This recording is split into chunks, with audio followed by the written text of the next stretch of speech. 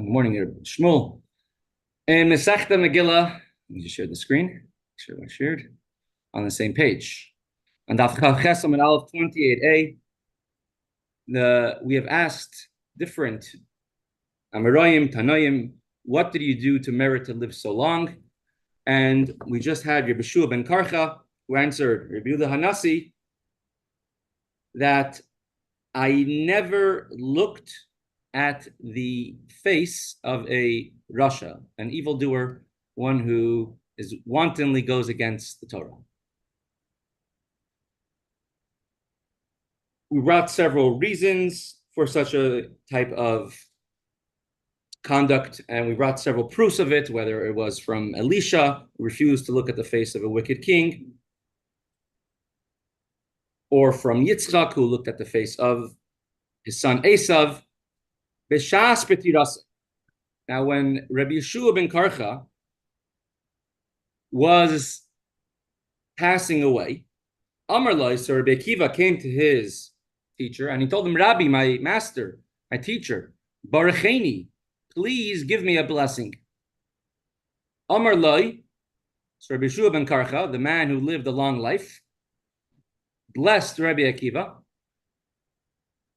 Yiratzin shetagia lechatzi yamai. May you live as long as half of my years. Meaning, let's say he lived 120 years, you should live half as long as me. Amar Lai, ulukulu Lai. So Rabbi Akiva right away asked him back, why don't you give me a blessing? I should live just as long as you, who lived a long life.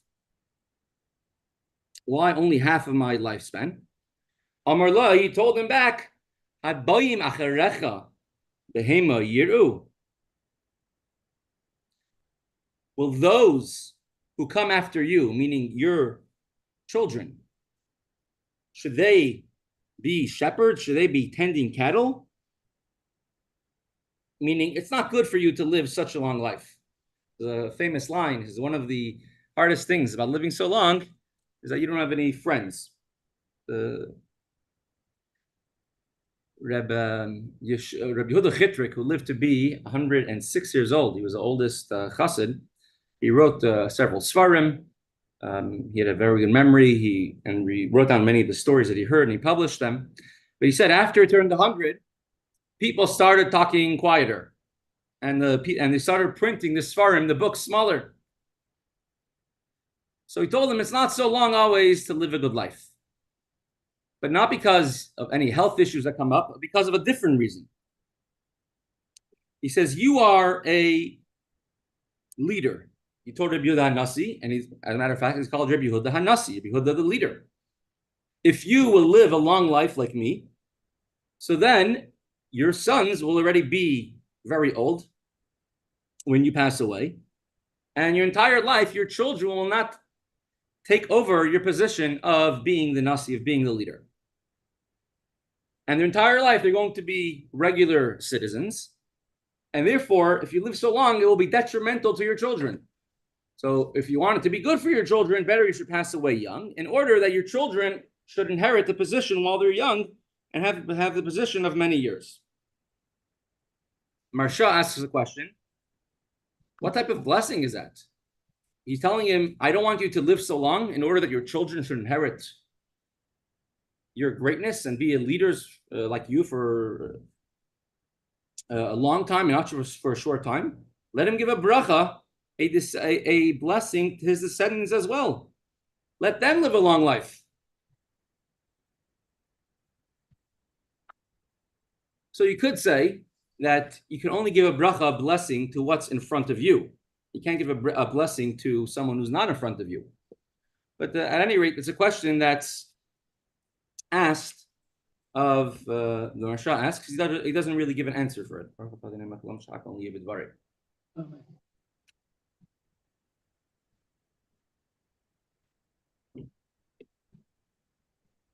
But it's very special. It's very important. You can see what it means to have Nachas, to have pleasure from your children. And the greatest Nachas from your children is if your children excel and your children become a nasi in your place, become a leader in your place. He says, "Makol adam iskane." chutz mitalmidu b'nai, a person is jealous of anyone else who does the same thing as them. So if someone else comes and does the same accomplishments as them, they're upset or they're not so happy about it, except if it's a student or if it's their child. When they excel, it's considered to be a very big nachas.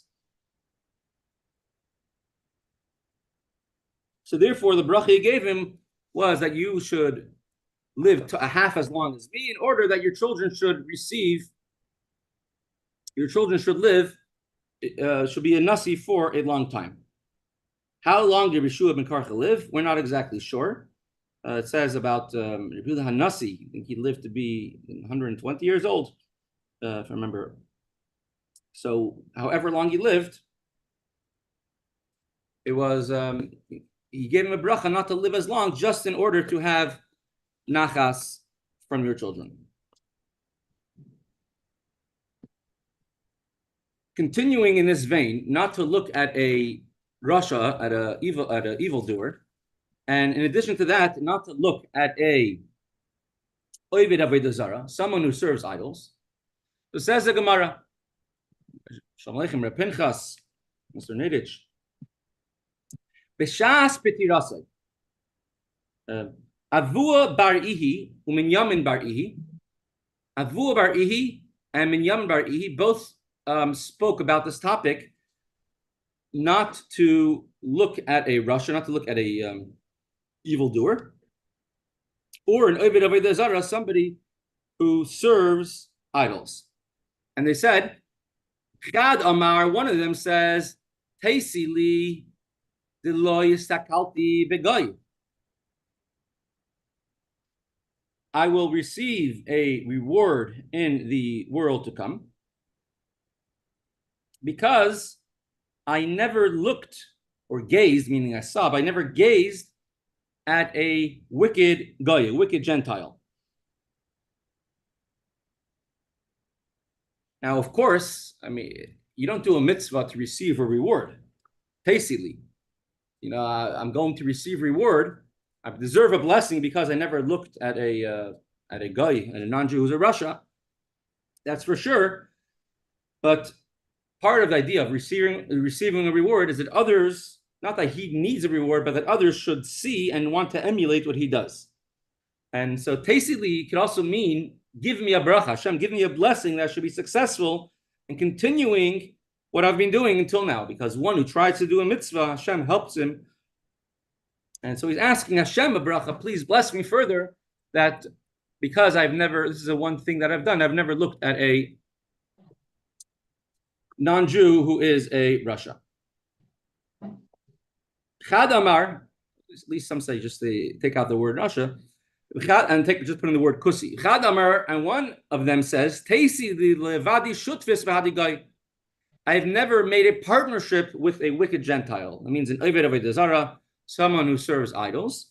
So I do not have any association with a wicked person. Might have X'd it out. Let's go back to the Gemara. There's a Gemara Mesechta Sanhedrin, Daf Samach Gimel. Just bring it up.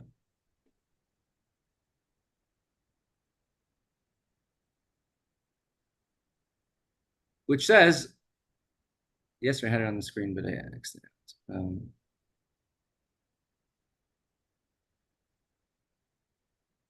I'll just go like this.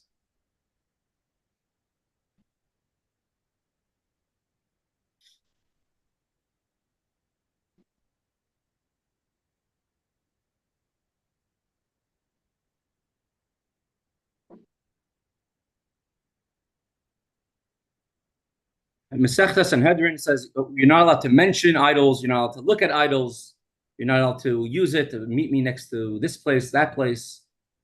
We know people will not even say the names of as Petersburg, or say just Peterburg. And it says Asr la'adam, where is it?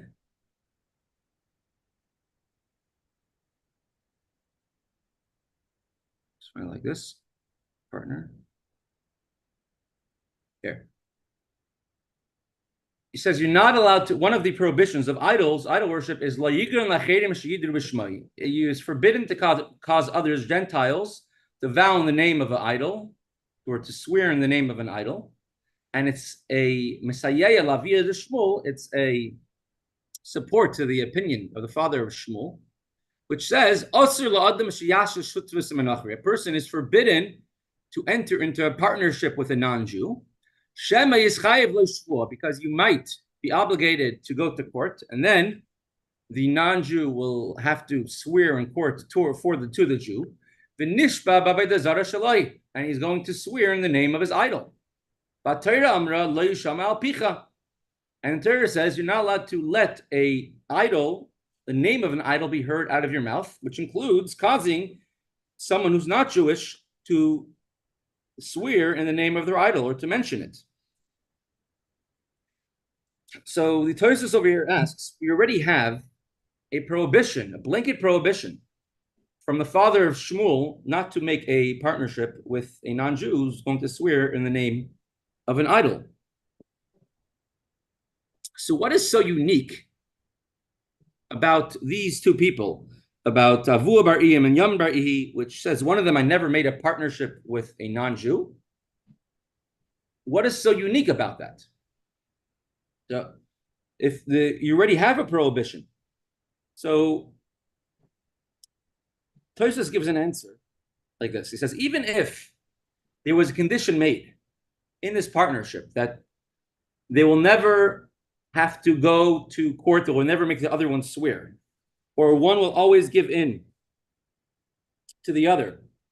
So even if there's a possibility that it won't come to a possibility of making an oath or making swearing in court or anything like that, still he would never bring himself to he would never have a partnership even with such a setup. Because then there will be no prohibition at all for them to make a oath. Why then would he not make a partnership with a non-Jew? The Rashba explains this is he shouldn't learn from his ways. People are very affected by the place where they live. Look at the difference of Ashkenazi cuisine and Sephardi cuisine. And people are very affected according to their environment. So he wanted to spend his time, he didn't want to be affected by his non-Jewish partner, so he only made a partnership with a Jew. Or even in a situation where it's not common, where the courts would not make people swear in the name of their idols, in the name of their idol of their worship, he still would not make a partnership with them. Or it was a midas chassidus, he just wanted to have an extra level of stringency. So it wasn't really usher, wasn't really prohibited, but it was more of an extra level of stringency that he took upon himself. The halacha, it says, it's brought in Shulchan Aruch, the Magen Avram, the person should be careful not to make a partnership with someone who is non-Jewish, because he might come to swear. However, the Ramah, who was a contemporary about 450 years ago, the Ramah, he writes in halacha that nowadays there are many people which are more lenient with this because it's not common in courts to make people swear in the name of any idol. And not just that, even someone wants to take office, you could do it on a Bible, you could do it on something else even today. And they mention God. So, many courts will make them swear in the name of Hashem, in the name of God, and not necessarily when they have in mind Hashem, it could be they're having in mind Hashem who made the heavens and earth. They're having in mind a second power. It's not such an isser. So halachically, there is place to be lenient. And if a question like this ever comes up, of course, the best thing is to ask Rav. But it's a midas chassidus, of course, to always try doing that, deal with as much as possible. It's very interesting. There was a certain family in France. The last name I think was Mizrahi. And they had many stories with the Rebbe. They're a very, very wealthy family. Many miracles with and one of the times the Rebbe told them, he suggested to them that you should invest in Eretz Yisrael, in the Holy Land. And they said, we want to invest in France. And the Rebbe told them that if you lose money, at least you should lose money to a fellow Jew. Very interesting thing to say. So listen to the Rebbe's advice. And they were very, very successful for about 10 years. And then they lost a lot of money due to some non-scrupulous practices of the partners that they were dealing with. They lost a lot of money. And then understood what the Rebbe said, at least you should lose it to a fellow Jew. But later on, Baruch Hashem, they made their money back with interest as well. But it's a it's a unique thing that if you're able to make a partnership with another fellow Jew and to help your fellow Jew survive as well. Next Gemara. We're up to the next Amira who lived a long life. The students asked Reb Zera, in which merit have you lived a long life? Now, although previously we mentioned Reb Zera right at the top of this page, the very first words on this Amud, which Reb Zera says, the first line, that Reb Zera would not accept a gift when they would send him a portion of food from the house of the Nasi, he would not take it.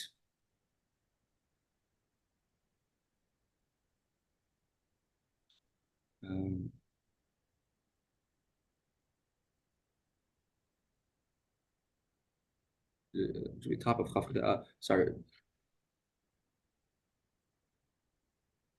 He would not accept a gift of food from the house of the Nasi. So we said earlier that one who does not live a long life, where was it?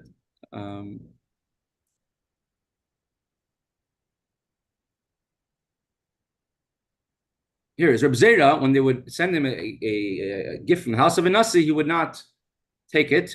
When he would be invited, he would accept the invitation because he says, they're only inviting me for their own honor, not for my honor. Reb Zera did not receive gifts, and it says, those that hate gifts shall live a long life. So why does Reb Zera not just answer, I do not accept gifts? Why does he have to say a different reason why he lived a long life?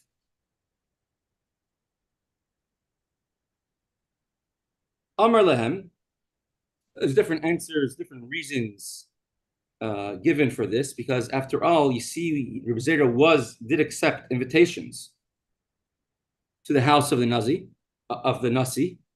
and he would give a reason that they're inviting me for their own honor. So although he's not receiving a gift for the sake of a gift, but he still, in one way, was sort of receiving a gift. So he didn't want to say about himself, I never received a gift. So therefore, he gave a different reason why he lived a long life. He told them, I never became angry inside of my house, at the members of my house. Now, many people, they put up a very good front, at least when they're outside of the house. When they're at home, when they're behind closed doors, they act very differently. And Rebbe Zera says, I'm an open book. I have nothing to hide. Even at home, I never got upset. And for sure, definitely, in front of other people, I never got upset. And even when, halachically, it says that one can, instill fear of certain things at home, even then, when he was allowed to, when he should have at least put up a front of being upset, even then, he never got upset, even in his own house.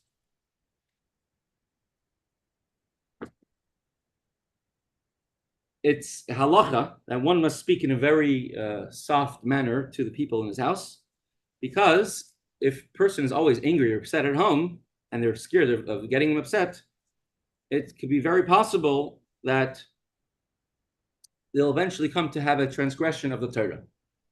For example, the Gemara brings an example of a certain person who's very upset, very makbid in his house, I think should always have it was lechem mishnah. And one time he didn't have it, he got very upset. So the next time they gave it to him, even though truma was not taken off from the challah, and he was eating tevel, which is chayiv misa b'dei shemayim. Because they didn't want him to get upset, they gave him something which had a different prohibition, a prohibition from the Torah. Halacha, we learned this previously, Shulchan Aruch, that one, before Shabbos, you have to remind everyone in your family, check your pockets, turn on the fire. Should always be done, even though it's a very a pressure time. Halacha is that you have to do it always b'derech raka, in a very soft way. So he never got angry, even in his house.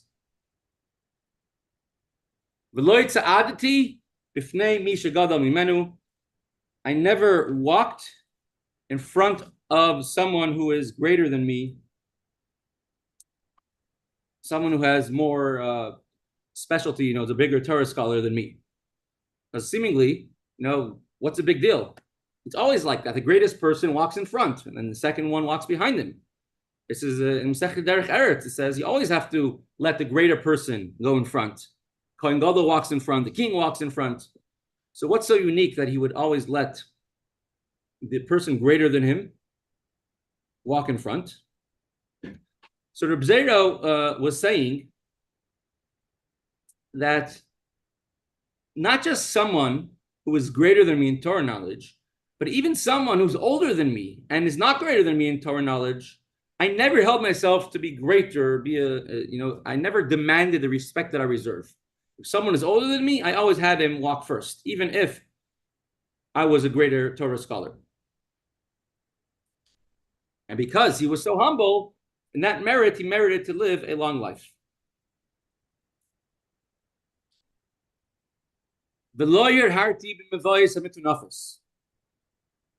I never thought words of Torah in a dirty alley, in a place which is dirty, where you're not allowed to think Torah.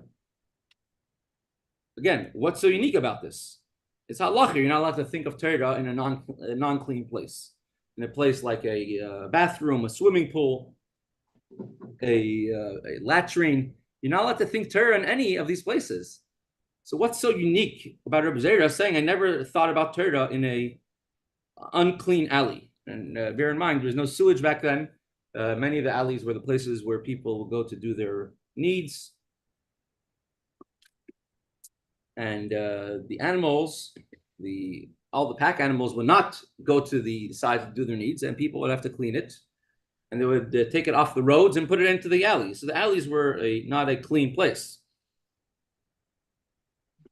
There's halacha, which says that if someone is in the bathroom, which of course you're not allowed to think words of Torah, but if they are thinking machshavei iser, things which are forbidden, one of the examples is immoral thoughts, so then they were allowed to speak about Torah, we're allowed to speak, and we're allowed to speak about Torah or think about Torah, even if they're in the bathroom, because in order to remove themselves from an Isser, from a prohibition of the Torah, you're allowed to speak or think words of Torah. It says in Mesechta Zvachim that Rebbe Elazar, the son of Rebbe Shimon bar Yochai, he would go to the bathhouse, he would think words of Torah, because his mind was always there. So without even trying to think words of Torah, not even consciously, just subconsciously, would always come up to his mind. And he was someone which, by default, you'd be thinking or saying words of Torah. In addition, we also find in Mesechta Tainis, which we learned last year, that the certain Tanoim never walked 4 amos without tefillin or without words of Torah. That means that there is a place to be able to be allowed to walk in a dirty alley or in a non-clean place with words of Torah. So for all of these reasons, where there's someone on the caliber of Rebbe Zera will be allowed to think words of Torah, he never had never had the opportunity in order to, he never thought words of Torah. He always was controlling his thoughts when he was in a non-clean place. And even a Torah scholar who by default is always thinking about words of Torah, he was able to always control himself and to not think words of Torah either. Next, that's the next reason why he lived a long life is I did not walk 4 amas, 6 feet, without Torah, without saying words of Torah, and without wearing tefillin. Obviously by day, not by night.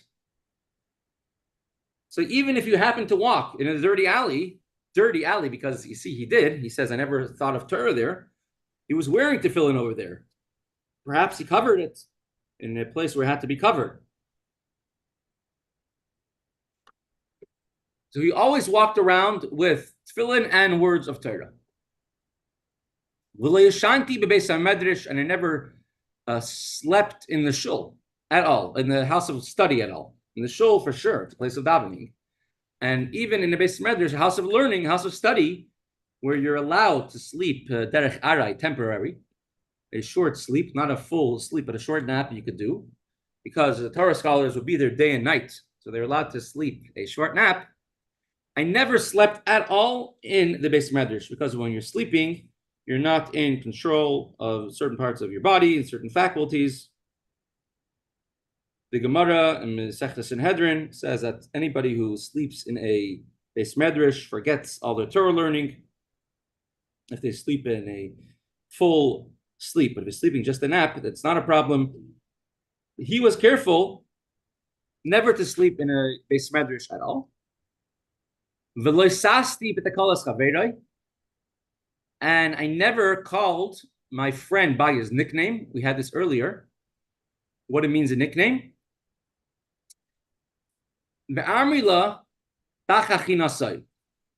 And some say I did not call him with any nickname at all, even if it's not a negative nickname, even if it's a nickname which people just call him, but it's not his actual name, he would never call anybody by any title but their actual legal, you could say their Hebrew, their Jewish name. Now, most people are not like this, right? They call people with names, with nicknames.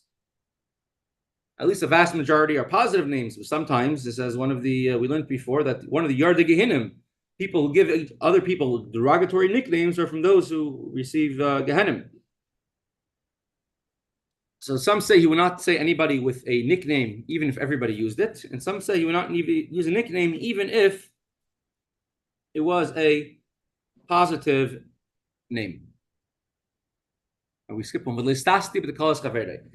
And I never rejoice when my friend had a hard time. What's so unique? Didn't just say we know if you have a Jewish enemy who is having a downfall, you cannot rejoice about it, that he's having a downfall. So he says that what the Maharsha explains is that there's different times, that a person could be happy when their friend has a downfall. If you don't like the person and then he has a downfall, you're happy about it. So that's definitely usher forbidden. He's your enemy. But if he's not your enemy, somebody fell down, you're not allowed to be happy about it. For example, if somebody they needed cash right away, so therefore they sell one of their possessions for a cheap price because they need the money right away. So that person received the money that they needed right away, and they're happy to receive the money, and you're happy you bought the item for a sale. But if you're happy about it, that's what they're saying. He was not happy about that either, because at the end of the day, the person did not get the fair market value of what he could have received for it if he wasn't in such a rush to sell his property. Mesechta Brachos, it brings from Rebbe Zera that he was that whenever I won a debate in the Beis Medrash, a debate in halacha, who the halacha should be like, I was never happy if when I won and my friend lost. I was never joyous about that. So even in something of halacha where it's natural and a person, works and accomplishes, they should be happy about it. And he didn't make a mistake like his friend, or I saved my friend from doing a mistake. But nevertheless, Reb Zera was working on himself so much that he made it part of him that he was never happy whenever his friend was not happy as well. Reb Itzkol he was a very, I think Talmud of the Chazal of Lublin. He was actually very wealthy before he became a chassid. So Reb Itzkol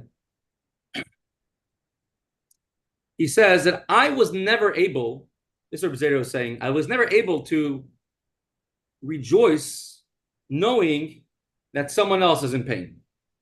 If someone else was in pain, I was never able to totally be happy. Doesn't mean he was happy when his friend had a hard time. It means that he had such Amas Yisrael that he took to heart whatever anyone else did. The story of, I think it was Yisrael said, not Yisrael, they live in Yerushalayim, one of the early Rabbanim. Who lived in Yerushalayim. And one time he was coming home, and maybe Yosef Chaim Zonnefeld, he was coming to his house. And as he's coming to his house, he had a son, I'm not sure what his name was. Let's say it was Shimon. They said, Shimon fell and broke his arm. Shimon fell and broke his arm. And he sees the kids running around saying, Shimon fell and broke his arm. He got so worried. Oy vey, what happened to my son Shimon? And he started rushing home. He came to his house and he sees his son Shimon, and his son is running around. He's totally fine. He says, what happened? He says, another neighbor whose son was Shimon, he fell and broke his arm. He says, oh, phew, Baruch Hashem. Then he thought to himself, wait a second. Something must be wrong with me. If I don't take to heart my friend's son fell and broke his arm, I don't take it to heart the same way like my own son, that means something lacking as well. So this is this is what Rebbe Zera was saying, that the idea of Ahavas Yisrael was so strong by him that he took to heart whatever any fellow Jew was in pain, it really bothered him. He was really, really very much in pain as well. We'll do some of the halacha. You're not allowed to think words of Torah if you're in a non-clean place. And the Friedrich Rebbe was arrested in 1927, the longest arrest when he was sentenced to death. And the Friedrich Rebbe, coming in, made a very strong hachlata, the determination that he's not going to take into account at all any of his interrogators' demands and not be scared of them. And at one point, when they're trying to interrogate the Friedrich Rebbe, and they weren't getting where they wanted, and they threatened him, and they weren't getting any headway with the Friedrich Rebbe, so one of them said, "Do you know where you are?" Friedrich Rebbe said, "Yes." This is a Jewish member of the Sexia, the NKVD, and he says, "I'm in a place that does not need a mezuzah." There are some places like a bathroom or a swimming pool does not need a mezuzah because it's not a pure place, and this is a place that does not need a mezuzah either.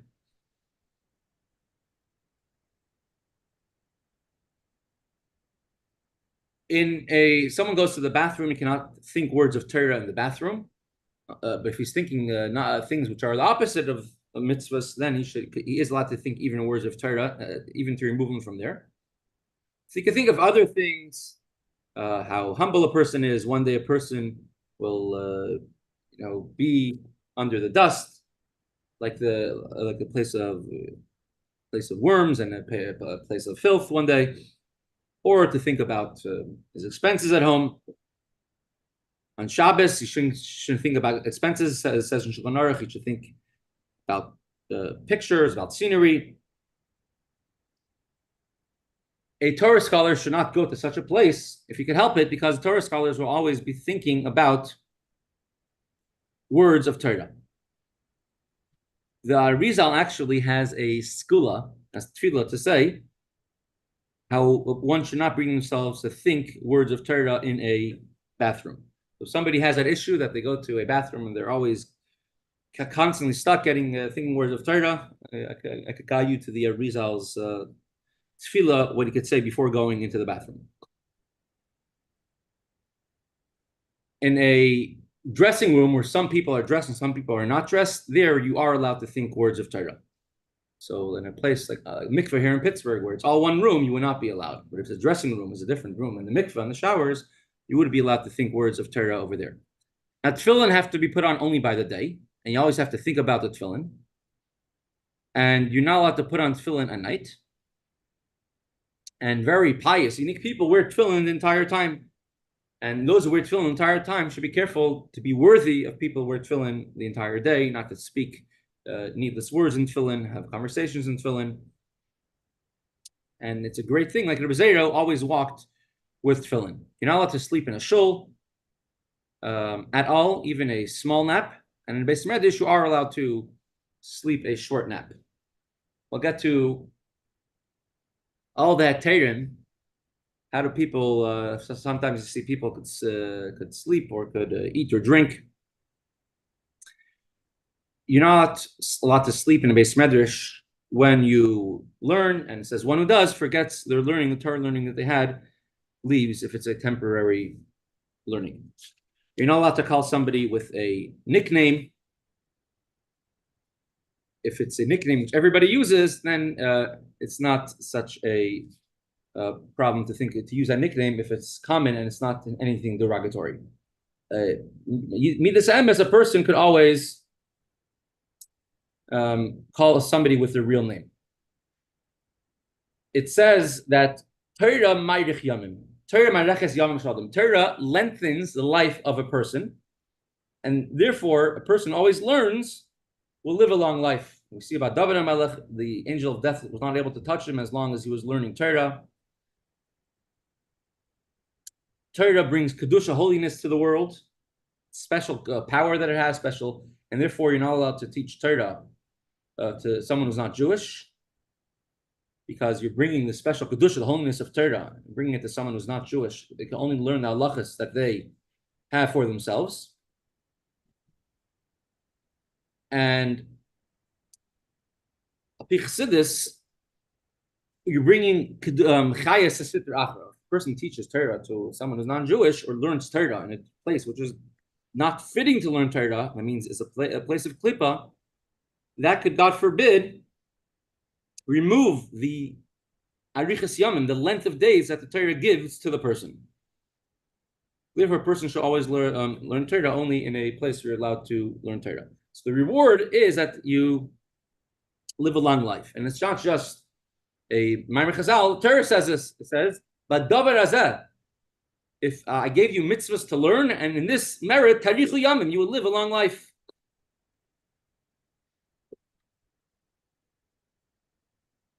1149. How do people act in a shul? Many times, someone falls asleep in shul during a speech or during the sermon. Again, if it's usually not a shinas kavas, usually not a set sleep, not taking a nap or taking out a pillow and laying down. And if the base knesses, if the shul is also a base medrash, a house of study, so then there is a sort of leniency in that regard. Not advocating for sleeping during a sermon, but there's more leniency with that. But nowadays, it's a very common thing. It started with mainly the Hasidic movement, where they have what's called a shtibel or klois. We're Hasidim, where after davening, you might take out a little bit of Chaim and a little bit of mezainas, say Chaim to someone, have a fabring in there. And people do different things in the shul, which says you shouldn't be doing. So the Divrei Chaim of Tzanz, he writes, the source for the heter, for the permission to do such a thing. Because if, to begin with, the shul was set aside in such a manner that it was never set aside as a house of learning, or never set aside as a shul of davening, but rather it's a house given to the Torah scholars, to the Chassidim. And they could also daven in that house if they want. They could also learn in that house if they want. But it never quite, to begin with, became a shul. That's why it's called the shtibel. What does a shtibel mean? Shtibel means a house, right? So a small house. The idea that a shul should not just be a place to visit, but the shul should be a place where you live and a place where you feel comfortable. Taking down the divide between your house and the shul. Your house should be hold it like a shul, but the shul should also be comfortable in it to be like a house. So it was never to begin with set aside as a shul or a beis medrash. And so it's never called a shul. And he says this must be the reason for it. And the idea that in a shul, everyone gets together to encourage the other one. And although Chaim was not a Chabad Chassid, his sons, but he says, when you go by get together and you say L'chaim together, and when you say L'chaim, it takes away the boundaries and people feel close to each other, and people could encourage each other to help each other.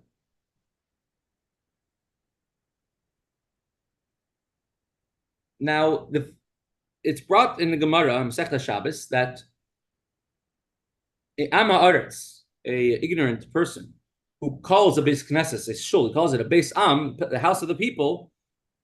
So then, Mesim, they pass away young. So over here, they never call the shul a shul, and then calling it a shtibel. To begin with, it's called a shtibel. And if the purpose is to encourage people to get closer to Yiddishkeit, then it's a good thing. The purpose is to do something else, then it's obviously not a good thing. There's a big back and forth. What's holier? The Beis Knesset, beis medrash. We've had this on the last plot. But a shtibel, according to the words of Divrei Chaim, never does not have the kedusha, the holiness, not of a beis medrash, not of a beis Knesset. And so you have, it says that a person is best to daven in a makom kadosh, in a holy place. Seemingly, you don't even have this greatness in a shtibel. You never had the holiness of a shul. So you don't necessarily always have that idea, but you do have many other ideas that it's a house, it's a place where you could be together with Haverim, with your friends, and it says a person should learn Torah in a place where you want to learn Torah, means with your friends. And it's interesting, when the Rebbe would refer to 770, he would call it a beis Torah, beis tefillah, beis ma'asim tovim, a house of Torah, where you learn Torah and teach Torah, a house of tefillah, house of davening, where you daven, and a beis ma'asim tovim, meaning that the shul to begin with was already set aside to be such a place where it should be a beis ma'asim tovim, a house of chesed. And a house of chesed, the Rebbe gave out, of course, the tzedakah, millions of, or hundreds of thousands, and the amount of tzedakah and chesed, and mitzvahs that are done there as well. So this also has the advantage that you, even if it is considered to be a shul, and a holy shul at that, still has the other advantage of that you could use it for other things we set aside with. We're holding here in the Mishnah. We'll have a few, just to conclude with, today is a very special day. It's called Yud Beis Sivan, 12th of Sivan. And it's the last day of, many people call it vacation. Last day that you don't have to say Tachnun. Because in the times of the Beis HaMikdash, many Jews would come to the Beis HaMikdash for Shavuos, and there wasn't enough time to bring all the karbanos, all the sacrifices. Everyone had to bring karban chagiga, karban oilos re'iyah, a special karban for coming to the Beis HaMikdash, and it would go for 7 days, just like Sukkot and Pesach, where it was a 7-day holiday. And the last day was Yud Beis Sivan, the 12th of Sivan, and that is called the Mei Tashlumin, the days of completion of the Shavuos. Now, in the year 1895, the Frierdiker Rebbe was one time going on a stroll with his father, the Rebbe Hershel, on the day of Yud Beis Sivan. And the Rebbe Hershel spoke about the importance and the greatness of Yud Beis Sivan. And he says it's the seventh day of Shavuos, similar to the Hoshana Rabbah, which is the seventh day of Sukkot, and the seventh, and Shliach Pesach, the seventh day of Pesach. The Rebbe asked a question on this, what the Rebbe Rashab said. How can you compare the Yud Beis Sivan, the seventh day of Shavuos, to Hoshana Rabbah? Hoshana Rabbah is the end of the judgment of Rosh Hashanah. We say many a shyness on that day. Shliach Pesach, it's a Yom Tiv, can't do Melacha. Shliach Pesach is Kriyas Yamsuf, the splitting of the sea. Yud Beis Sivan is a regular weekday. And Rebbe Rashab compares it, must be some type of specialty. And the Rebbe brings it down to, it's called Kol Ashrin Chavivin. All the seventh one are the most beloved ones, most special. Moshe Rabbeinu was beloved, was special because he was the seventh one from Avram Avinu. So on the seventh day of every Yom Tiv shines, the Yom Tiv comes as zenith, its completion, its greatness, in the greatest way. And that's why the seventh day of Pesach is such a greater revelation than the first day of Pesach. And Hoshana Rabbah culminates entire Hoshana, Yom Kippur, and Sukkot, last day of that Yom Tiv. And the same thing applies, the Rebbe explains, also on the 12th of Sivan. There were several times the Rebbe had Farbrengens for the Yud Beis Sivan, for the 12th of Sivan. Famous Farbrengen in 1982, Dashin Membeis, was one of the more famous ones. The Rebbe spoke very passionately about certain subjects. In the year 1991, the Rebbe made a surprise Farbrengen on Yud Beis Sivan, Shabbos Parshas Naseh, 11th of Sivan going into the 12th of Sivan. Right before Mincha, no one was expecting a Farbrengen. It was already Farbrengen earlier that Shabbos, and it was a very unique Farbrengen. The Rebbe washed, which he didn't usually do by Farbrengens, and the Rebbe said, this is the completion of Shavuos. We're going to wash by this completion of Shavuos. What's unique about Yud Beis Sivan, in 1961, the Rebbe wrote a letter explaining what is Yud Beis Sivan, that you're taking a weekday, a day which by itself, we go to work and we do everything else we do on that weekday, and you're connecting it and completing it to the giving of the Torah with the sanctity of Shavuos. Even in Chutz La'aretz, outside Eretz Yisrael, and even nowadays when we don't bring Karbanos in the Beis HaMikdash, still we're connected, we're coming from the energy of Shavuos. And from here, a person could take a lesson that in every single thing a person does, day to day, mundane work, should always use it and to sanctify it, bring the Kedusha and holiness of the Matan Torah. So Shekoyach, thank you everybody for joining. Thank you.